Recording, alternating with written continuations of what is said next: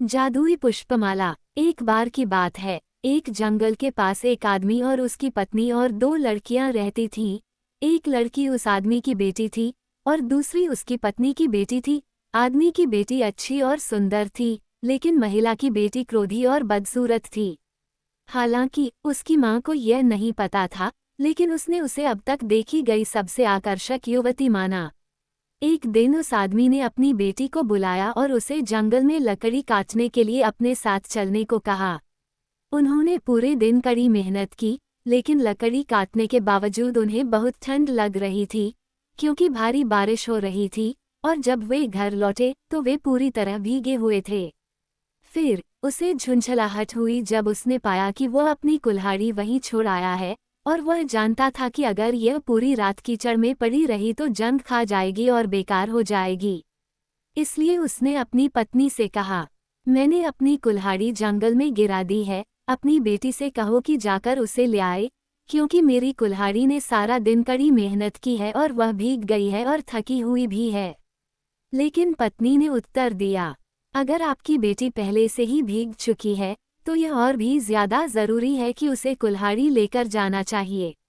इसके अलावा वह एक बहुत मजबूत लड़की है और थोड़ी सी बारिश से उसे कोई नुकसान नहीं होगा, जबकि मेरी बेटी को जरूर बहुत ज्यादा सर्दी लग जाएगी। अपने लंबे अनुभव से वह आदमी जानता था कि अब और कुछ कहने का कोई फायदा नहीं है, और एक आह भरते हुए उसने बेचारी लड़की से कहा कि उसे कुल्हाड़ी लेने के लिए जंगल में वापस जाना होगा। पैदल चलने में कुछ समय लगा, क्योंकि बहुत अंधेरा था और उसके जूते अक्सर कीचड़ में फंस जाते थे, लेकिन वह बहादुर होने के साथ साथ सुंदर भी थी और उसने कभी पीछे मुड़ने के बारे में नहीं सोचा, क्योंकि रास्ता कठिन और अप्रिय दोनों था। अंत में उसकी पोशाक झाड़ियों से फटी हुई थी, जिसे वह देख नहीं सकती थी, और पेड़ों की टहनियों से उसका चेहरा खरोंच गया था।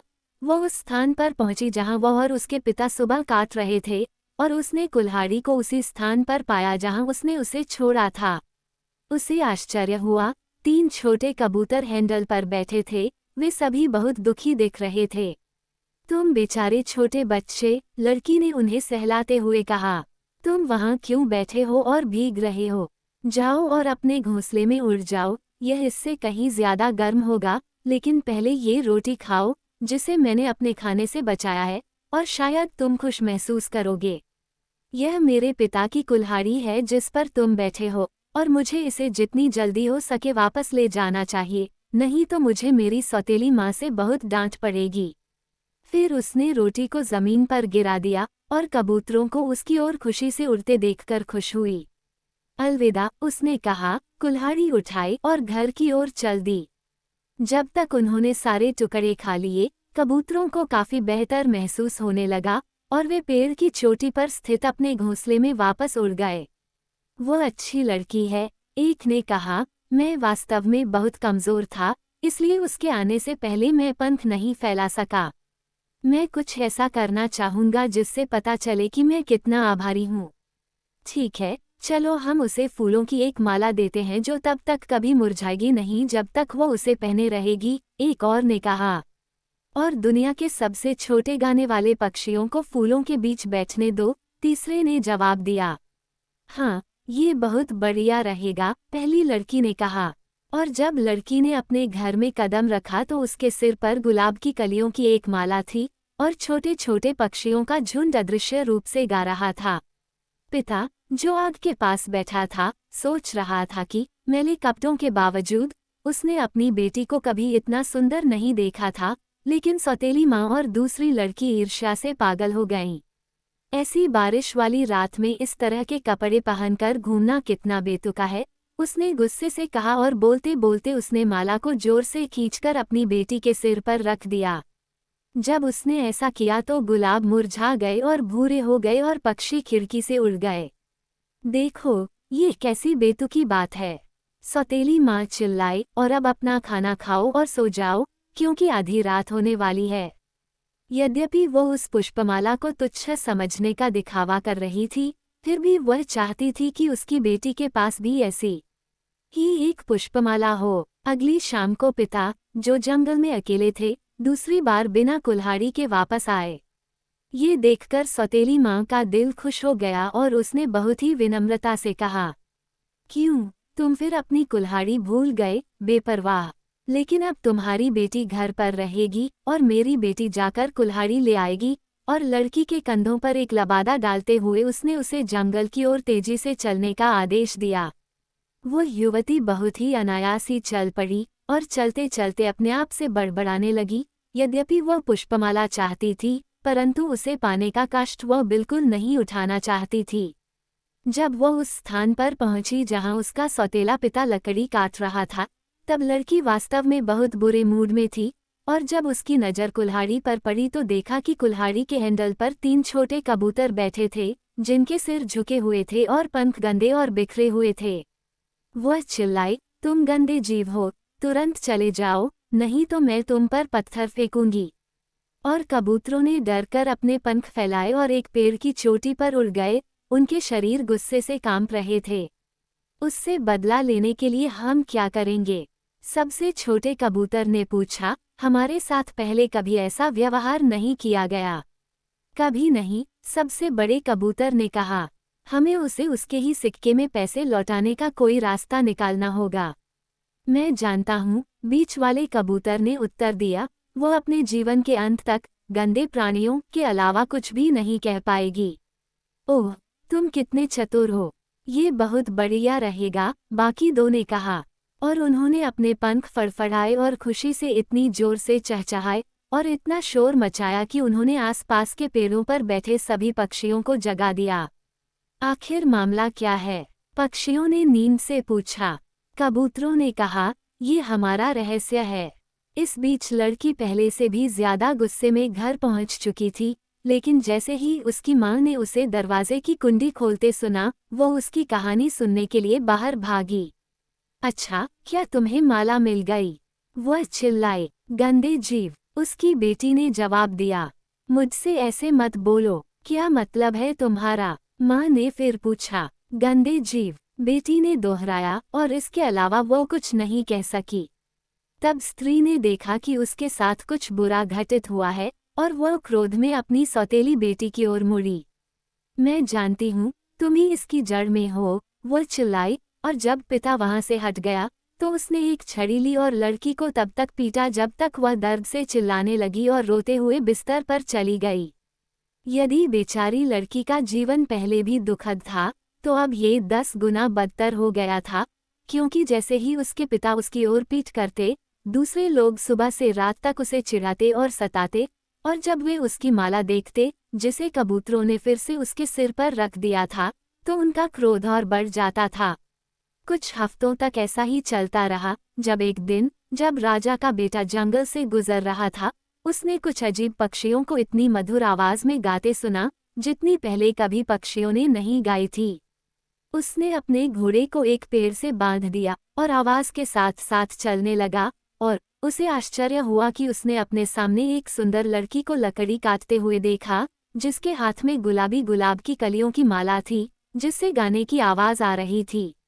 एक पेड़ की ओट में खड़ा होकर वह उसे बहुत देर तक देखता रहा, और फिर हाथ में टोपी लेकर वो उसके पास गया और उससे बात की। सुंदर युवती, आप कौन हैं और आपको ये गाते गुलाबों की माला किसने दी?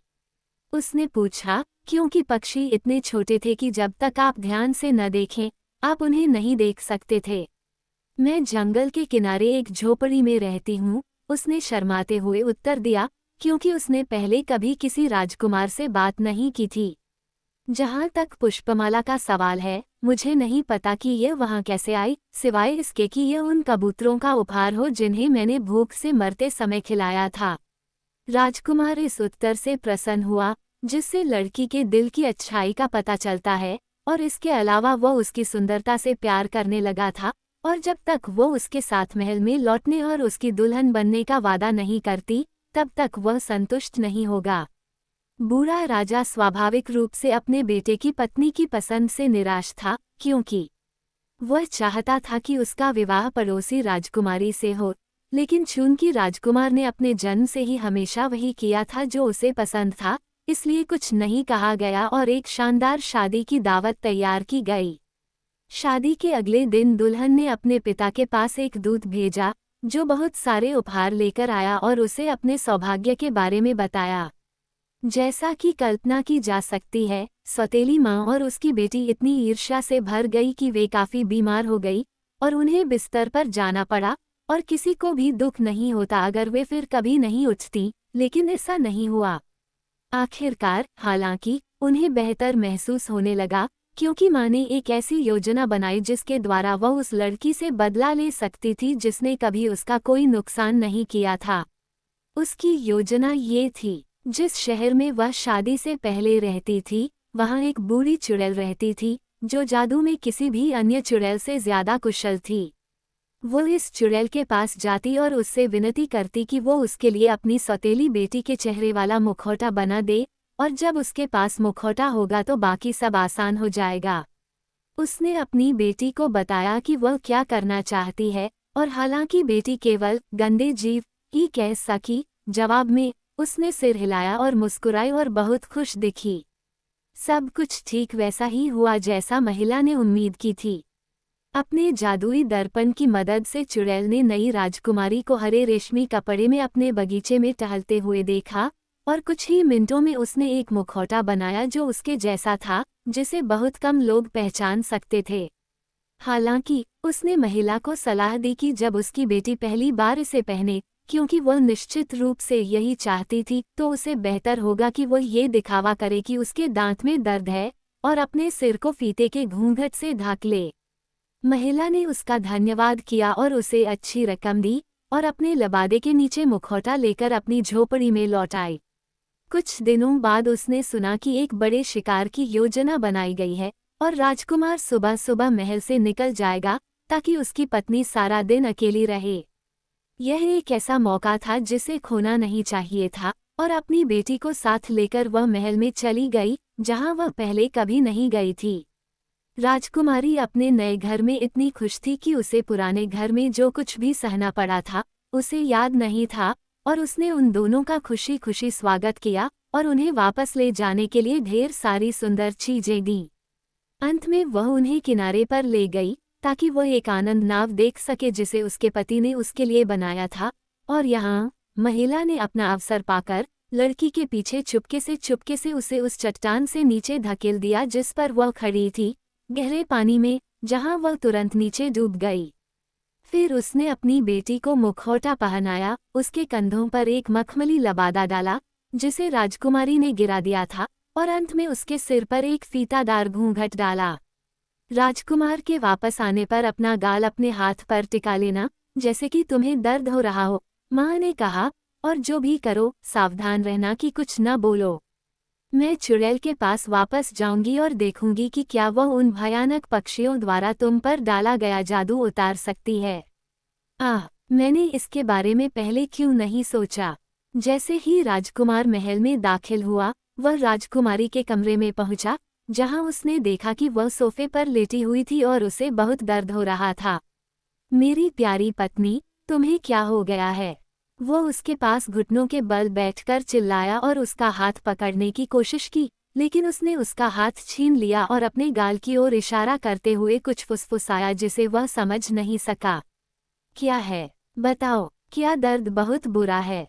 ये कब शुरू हुआ? क्या मैं तुम्हारी औरतों को बुलाकर इस जगह को नहला दूं? राजकुमार ने पूछा और 1 दर्जन से ज्यादा सवाल पूछे, जिसके जवाब में लड़की ने सिर्फ सिर हिलाया। लेकिन मैं तुम्हें ऐसे नहीं छोड़ सकता, उसने बात शुरू करते हुए कहा, मुझे सभी राजवैद्यों को बुलाना होगा ताकि वे तुम्हारे घाव पर सुखदायक मलहम लगा सकें। और यह कहते हुए वह उनकी तलाश में निकल पड़ा। ये देखकर वह नकली पत्नी इतनी डर गई, जो जानती थी कि अगर वैद्य एक बार उसके पास आ गए तो चाल तुरंत पकड़ ली जाएगी, कि वह अपनी माँ की सलाह भूल गई कि उसे कुछ नहीं बोलना चाहिए, और यहाँ तक कि उस पर लगाया गया जादू भी भूल गई, और राजकुमार का अंगरखा पकड़कर वह विनती भरे स्वर में चिल्लाई, गंदे जीव। युवक रुक गया, उसे अपने कानों पर विश्वास नहीं हुआ, लेकिन उसने सोचा कि दर्द के कारण राजकुमारी क्रोधित हो गई होगी, जैसा कि कभी कभी होता है। हालांकि, उसने किसी तरह अनुमान लगाया कि उसे अकेले रहना चाहिए, इसलिए उसने केवल इतना कहा, खैर, मैं ये कह सकता हूँ कि थोड़ी नींद आपके लिए अच्छी रहेगी, यदि आप इसे लेने में सफल हो जाएं, और कल सुबह आप बेहतर स्थिति में जागेंगे। अब वह रात बहुत गर्म और हवा रहित थी, और राजकुमार आराम करने की व्यर्थ कोशिश करने के बाद आखिरकार उठकर खिड़की के पास गया। अचानक उसने चांदनी में एक आकृति को देखा, जिसके सिर पर गुलाबों की माला थी और वो उसके नीचे समुद्र से बाहर निकली और रेत पर कदम रखते हुए महल की ओर अपनी बाहें फैलाए हुए थी। वो युवती अजीब तरह से मेरी पत्नी की तरह है, उसने सोचा, मुझे उसे करीब से देखना चाहिए। और वह जल्दी से पानी के पास गया। लेकिन जब वह वहां पहुंचा तो राजकुमारी, जो वास्तव में राजकुमारी थी, पूरी तरह से गायब हो गई थी, और वह सोचने लगा कि क्या उसकी आंखों ने उसे धोखा दिया था। अगली सुबह वह झूठी दुल्हन के कमरे में गया, लेकिन उसकी महिलाओं ने उससे कहा कि वह न तो बोलेगी और न ही उठेगी, हालांकि उसने वह सब कुछ खा लिया जो वे उसके सामने रखते थे। राजकुमार इस बात से बहुत हैरान था कि उसके साथ क्या मामला हो सकता है, क्योंकि स्वाभाविक रूप से वह यह अनुमान नहीं लगा सकता था कि वो हर पल अपनी मां के लौटने और कबूतरों द्वारा उस पर लगाए गए जादू को हटाने की उम्मीद कर रही थी, और इस बीच वह बोलने से डर रहा था कि कहीं वह खुद को धोखा न दे दे। आखिरकार उसने सभी दरबारी चिकित्सकों को बुलाने का मन बना लिया। उसने उसे यह नहीं बताया कि वो क्या करने जा रहा है, कहीं ऐसा ना हो कि इससे उसकी हालत और खराब हो जाए, लेकिन वह खुद गया और राजा के शरीर से जुड़ी 4 विद्वान जोंकों से विनती की कि वे उसके साथ राजकुमारी के कमरे में आएं। दुर्भाग्य से जैसे ही वे अंदर आए, राजकुमारी उन्हें देखकर इतनी क्रोधित हो गई कि वह कबूतरों के बारे में सब कुछ भूल गई और चिल्ला उठी, गंदे जीव, गंदे जीव, जिसने चिकित्सकों को इतना नाराज कर दिया कि वे तुरंत कमरे से बाहर चले गए, और राजकुमार जो कुछ भी कहता वो उन्हें रुकने के लिए मजबूर नहीं कर सका। इसके बाद उन्होंने अपनी पत्नी को मनाने की कोशिश की कि वह उन्हें ये संदेश भेजे कि वह अपनी अशिष्टता के लिए खेद व्यक्त करती है, लेकिन उसने एक शब्द भी नहीं कहा। उस शाम को जब वह सभी थकाऊ काम निपटा चुका था जो हर राजकुमार को करने पड़ते हैं, तो युवक अपनी खिड़की से बाहर झुककर समुद्र से आने वाली ठंडी हवा से खुद को तरोताजा कर रहा था। उसके विचार सुबह के दृश्य पर वापस चले गए, और उसने सोचा कि आखिरकार उसने एक निम्न कुल की पत्नी से शादी करके कोई बड़ी गलती तो नहीं की, चाहे वह कितनी भी खूबसूरत क्यों न हो। वह कैसे सोच सकता था कि वह शांत, सौम्य लड़की जो शादी के पहले दिनों में उसकी इतनी आकर्षक साथी थी, एक दिन में एक असभ्य, उदास महिला बन सकती है, जो अपने फायदे के लिए भी अपने गुस्से पर काबू नहीं रख सकती। एक बात तो साफ थी, अगर वह जल्दी ही अपना व्यवहार नहीं बदलती तो उसे दरबार से निकाल देना पड़ता। वह ये विचार सोच ही रहा था कि तभी उसकी नज़र नीचे समुद्र पर पड़ी, और वहाँ पहले की तरह वह आकृति थी जो उसकी पत्नी से मिलती जुलती थी, अपने पैर पानी में डाले हुए, अपनी बाहें उसकी ओर फैलाए खड़ी थी।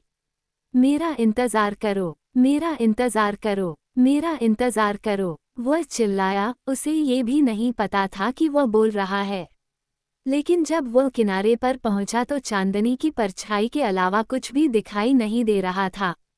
कुछ दूर स्थित एक शहर में राजकीय समारोह के कारण राजकुमार को भोर में ही वहां से चले जाना पड़ा, और वह अपनी पत्नी को देखे बिना ही वहां से चला गया। उसने मन ही मन सोचा, शायद कल तक उसे होश आ जाए, और वैसे भी अगर मैं उसे उसके पिता के पास वापस भेजने जा रहा हूँ, तो बेहतर होगा कि इस बीच हम दोनों की मुलाकात ना हो। फिर उसने इस मामले को अपने दिमाग से निकाल दिया और अपने सामने पड़े कर्तव्य पर ध्यान केंद्रित किया। महल में वापस लौटने से पहले लगभग आधी रात हो चुकी थी, लेकिन अंदर जाने के बजाय वह किनारे पर चला गया और एक चट्टान के पीछे छिप गया। उसने मुश्किल से ऐसा किया था जब लड़की समुद्र से बाहर आई और अपनी बाहें उसकी खिड़की की ओर फैला दी। एक पल में राजकुमार ने उसका हाथ पकड़ लिया था, और हालांकि वह पानी तक पहुंचने के लिए डरी हुई कोशिश कर रही थी क्योंकि उस पर एक जादू डाला गया था, उसने उसे कसकर पकड़ लिया। तुम मेरी अपनी पत्नी हो और मैं तुम्हें कभी नहीं जाने दूंगा, उसने कहा। लेकिन उसके मुंह से ये शब्द अभी निकले ही थे कि उसने पाया कि वो खरगोश था जिसे उसने पंजे से पकड़ रखा था। फिर खरगोश मछली में बदल गया, और मछली पक्षी में, और पक्षी एक घिनौना सांप बन गया। इस बार राजकुमार का हाथ लगभग अपने आप खुल गया, लेकिन उसने अपनी उंगलियां बंद रखीं, और अपनी तलवार खींचकर उसका सिर काट दिया। तब जादू टूट गया और लड़की उसके सामने वैसे ही खड़ी थी जैसे उसने उसे पहली बार देखा था। उसके सिर पर माला थी और पक्षी खुशी से चहचहा रहे थे। अगली सुबह सौतेली माँ महल में एक मरहम लेकर पहुंची जिसे बूढ़ी जादूगरनी ने उसे अपनी बेटी की जीभ पर लगाने के लिए दिया था, जो कबूतर के जादू को तोड़ देगा अगर असली दुल्हन वास्तव में समुद्र में डूब गई थी, अगर नहीं तो ये बेकार होगा। माँ ने उसे आश्वस्त किया कि उसने अपनी सौतेली बेटी को डूबते हुए देखा है और उसे इस बात का कोई डर नहीं है कि वो फिर कभी ऊपर नहीं आएगी। लेकिन सब कुछ पूरी तरह से सुरक्षित करने के लिए बूढ़ी औरत लड़की को जादू कर सकती है, और उसने ऐसा ही किया। उसके बाद दुष्ट सौतेली माँ ने जितनी जल्दी हो सके महल पहुंचने के लिए पूरी रात यात्रा की और सीधे अपनी बेटी के कमरे में पहुंच गई। मुझे मिल गया, मुझे मिल गया, वो विजयी भाव से चिल्लाई और अपनी बेटी की जीभ पर मरहम रख दिया। अब आप क्या कहते हैं? उसने गर्व से पूछा। गंदे जीव, गंदे जीव, बेटी ने उत्तर दिया और माँ ने अपने हाथ मरोड़ लिए और रोने लगी, क्योंकि वह जानती थी कि उसकी सारी योजनाएं विफल हो गई थीं। इस समय राजकुमार अपनी असली पत्नी के साथ अंदर आया। उसने कहा, तुम दोनों मौत के हकदार थे और अगर यह मेरे ऊपर छोड़ दिया जाता तो तुम दोनों को मौत मिल जाती। लेकिन राजकुमारी ने मुझसे तुम्हारी जान बख्शने की भीख मांगी है, इसलिए तुम्हें एक जहाज में डालकर एक निर्जन द्वीप पर ले जाया जाएगा जहां तुम मरने तक रहोगे। फिर जहाज तैयार हो गया और दुष्ट स्त्री और उसकी बेटी को उसमें बिठा दिया गया और जहाज रवाना हो गया और उनके बारे में फिर कभी नहीं सुना गया। लेकिन राजकुमार और उसकी पत्नी लंबे समय तक एक साथ और खुशी से रहे और अपने लोगों पर अच्छी तरह से शासन किया।